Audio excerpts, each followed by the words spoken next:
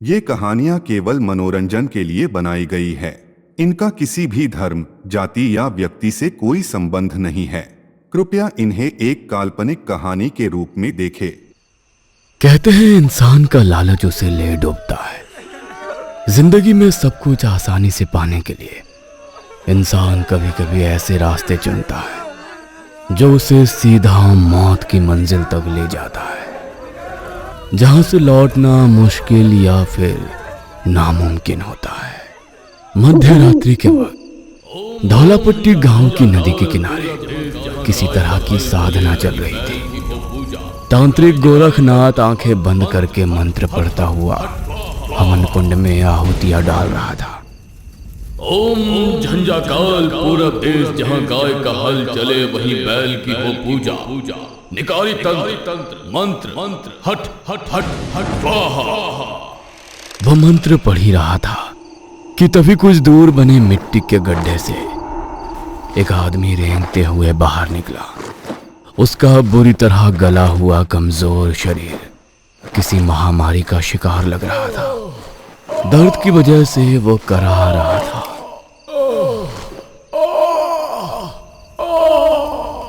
हवन कुंड के सामने पहुंचकर उसने कराहते हुए गोरखनाथ से कहा, जल्दी करो बाबा, जल्दी मुझे मुक्ति दे दो। गोरखनाथ बिना देर किए मंत्र पढ़ता हुआ उस आदमी पर मुर्दे की राख फेंकता है।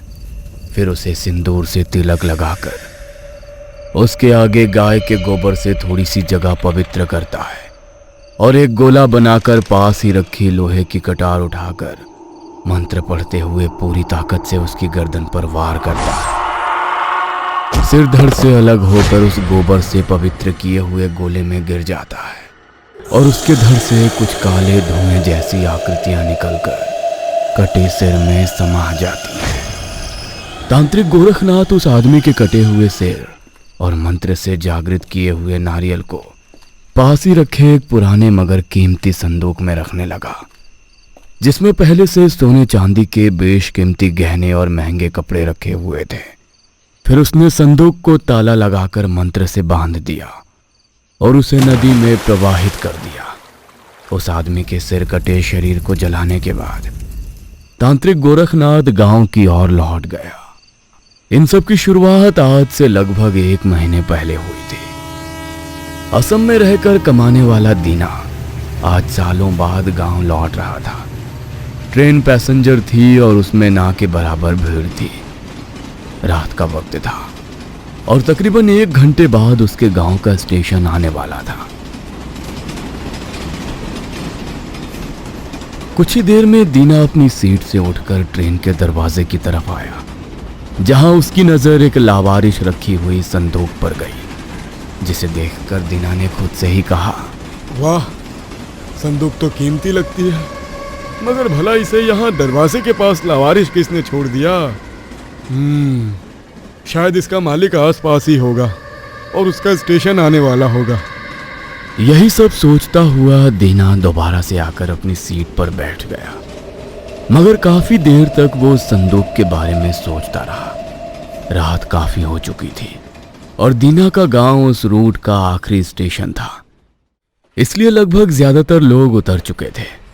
कुछ और देर तक सफर करने के बाद आखिरकार दीना का भी स्टेशन आ गया, मगर जैसे ही वो उतरने के लिए ट्रेन के दरवाजे तक आया, उसने देखा वो संदूक अभी भी वहीं रखा हुआ है। अजीब बात है, इतने बेशकीमती संदूक को कोई यूं ही लावारिश छोड़कर अंदर तो नहीं बैठ सकता। लगता है कोई पैसे वाला सेठ इसे भूल गया होगा। है तो कीमती, लगता है ऊपर वाले ने मेरी किस्मत बदलने का फैसला कर लिया है। आधी रात के वक्त दीना अपना बैग और उस संदूक को उठाए गांव जाने वाले रास्ते पर पैदल ही चल रहा था। संदूक इतना भारी था कि उसे बार बार रखना पड़ रहा था। काफी भारी है, लगता है इसमें काफी माल भरा होगा। गांव की पगडंडी से होता हुआ दीना अपने घर की ओर चला गया। अगली सुबह दीना के घर आने से उसकी बीवी बच्चे बहुत खुश थे। दीना भी सभी से मिलते जुलते अपना गांव घूम रहा था। दीना को आए अब काफी दिन गुजर चुके थे। गांव वाले उसके बदले हुए बर्ताव से हैरान थे। गरीब सा दिखने वाले दीना का रहन सहन अब पैसों वालों की तरह हो गया था। एक शाम बगीचे वाले रास्ते से आते हुए पीछे से किसी ने उसे आवाज दी, जो भी तू शहर से लाया है उसमें मौत बंद है, मौत। दीना ने पीछे मुड़कर देखा। कुछ दूर पर एक पीपल का पेड़ था, जिसके नीचे गांव का ही एक तांत्रिक गोरखनाथ बैठा था, जिसकी बातें सुनकर दीना घबरा गया। क्या लाया हूं मैं शहर से? कुछ भी तो नहीं। किसकी बातें कर रहे हो बाबा? दीना ने कई बार सफाई दी, मगर गोरखनाथ फिर से आंखें बंद करके अपने ध्यान में लग गया, जैसे उसे दीना के सफाई देने से कोई फर्क ही नहीं पड़ा। फिर दीना वहां से चलता हुआ सीधा अपने घर चला गया। मालती, मेरे लाख मना करने के बाद भी तुमसे अपना मुंह बंद नहीं रखा गया। किस किस को तुमने बताया उस संदूक के बारे में? ये कैसी बातें कर रहे हो जी आप? मैं भला क्यों किसी को बताऊंगी उसके बारे में? उल्टा मैंने आपको खुद रोका था कि कहीं बाहर मुंह ना खोलना। आखिर गांव के तांत्रिक को उस संदूक के बारे में कैसे पता लगा होगा? उसी रात दीना के 7 साल के बेटे को उल्टियां और पेट में दर्द हो गया। उसकी खराब हालत देखकर मालती ने रोते हुए दीना से कहा, सुनिए जी, आप जल्दी से जाकर डॉक्टर को ले आइए। ना जाने क्या हो गया है मेरे मोनू को। दीना फौरन ही डॉक्टर को बुलाने घर से बाहर निकला, मगर तभी पीछे से उसे मालती के चीखने की आवाज आई। दीना दौड़ता हुआ सीधा घर के अंदर दाखिल हुआ, मगर सामने का नजारा देखकर उसके पैरों तले जमीन खिसक गई। मोनू बिस्तर से उठकर खून की उल्टियां करने लगा था। दीना फौरन उसके पास गया और उसकी पीठ सहलाते हुए बोला, मोनू बेटा, क्या हुआ तुझे? मैं तुझे डॉक्टर के पास ले चलता हूँ, रुक। उसकी बातें सुनकर मोनू ने उल्टियां करनी बंद कर दी और दीना को घूरने लगा। उसकी आंखों की पुतलियां पूरी तरह सफेद हो गई थी। वो अचानक जोर जोर से हंसने लगा। देख, ध्यान से देख मुझे। छीनी पछाने देना। माई तुम्हार मृत्यु, बक्सोस का मृत्यु। मोनू ने जो भी बोला वो असमिया भाषा थी, जिसका मतलब था, मुझे पहचाना, मैं तेरी मौत बक्से वाली मौत। अचानक मोनू के मुंह से असमिया भाषा में यह धमकी सुनकर और उसे ऐसे शैतानी रूप में देखकर दीना काफी डर गया। वह मालती को लेकर फौरन कमरे से बाहर निकला और उस कमरे के दरवाजे को बंद कर दिया। फिर मालती को वहीं छोड़कर सीधा गांव के तांत्रिक की कुटिया की तरफ भागा। कुछ ही देर में तांत्रिक गोरखनाथ दीना के घर पर था। उसने पहले कमरे में बंद मोनू की हालत देखी, फिर दीना से कहा, मुझे सारी बात शुरू से बताओ। दीना ने ट्रेन में मिले उस लावारिस संदूक को घर तक लाने की बात विस्तार से बताने के बाद कहा, बाबा, आप तो अंतर्यामी हैं। आपने मेरे बिना बताए संदूक के बारे में जान लिया था, फिर ये सब क्यों पूछ रहे हैं? मैं कोई अंतर्यामी नहीं हूं। उस रात तुम्हें शहर से आते हुए मैंने देख लिया था। तुम्हारे हाथ में जो संदूक था वो किसी खतरनाक जोग टोटके में अक्सर तांत्रिक इस्तेमाल करते हैं। मैं समझ गया था कि तुम्हें वो संदूक कहीं से मिला है। फिर जब मैंने तुम्हारा पैसों वाला रंग ढंग देखा तो समझ गया तुम अपने साथ कोई मुसीबत लेकर आए हो।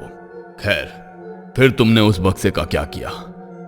जब मैंने घर आकर उस संदूक को खोला तो देखा उसमें एक इंसानी खोपड़ी, सोने चांदी के बेशकीमती गहने और महंगे कपड़े थे। मेरी और मालती की आंखें चमक गईं इतना सोना चांदी देखकर। हमने उस इंसानी खोपड़ी को घर के पीछे गाड़ दिया और उसमें से 50,000 के गहने बेचकर इस्तेमाल करने लगे। बाकी का पूरा संदूक हमने मोनू के कमरे की जमीन खोदकर उसमें छिपा दिया। तुम असम के किसी गांव की निकारी लेकर आए हो। बाबा, ये निकारी क्या होती है?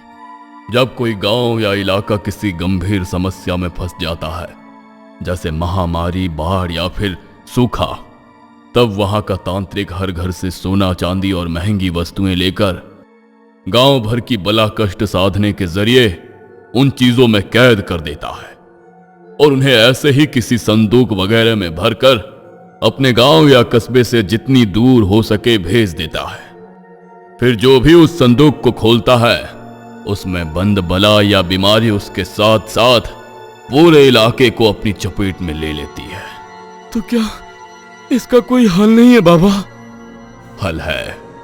अगर कोई ये बला अपने सिर ले ले तो ये उसकी होकर रह जाएगी, वरना पूरे इलाके की। अभी तो ये बला तुम्हारे बच्चे के ऊपर है। बाबा, ये मुसीबत मेरी लाई हुई है। आप किसी तरह इसे मेरे ऊपर करके मेरे बच्चे को बचा लीजिए। कुछ दिन की साधना के जरिए मैं ये निकारी तुम्हारे ऊपर कर दूंगा, फिर धीरे धीरे इसे दोबारा उसी संदूक में बंद कर दूंगा। फिर इस बला को हम गांव से दूर भेज देंगे। तो कल रात अपने परिवार और उस संदूक को लेकर नदी किनारे मेरे कुटिया के पास आ जाना।